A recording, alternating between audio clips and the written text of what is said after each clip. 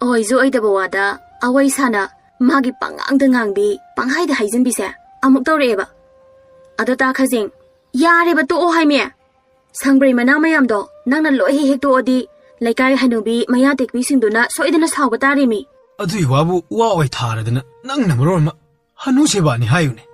noina pu maya hoba makoi mabuk yoba ma leidaine magi niko hai loi potuda kanada bada matha ek sajil ya ustino yengune ekhoi pupu mana ya hobo koi sangba kainaga hekta haine adu so egi mangsi makta da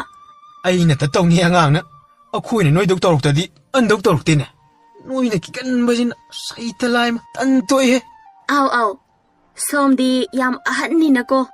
adui wangak ta jina tida ahal angang jidi mingok da ju hani hekta takna bani oh se yare si oi hafta kunthra mukti mapa sung tok tana mana mayam jina nang thok cha gira thongera thakera nang thok tawru yarani is yang khangbire da hai pa sing sangbrai manadi thongaga sai haidi noigi imana haibibra sakta siga tasengna thonga charam ni khange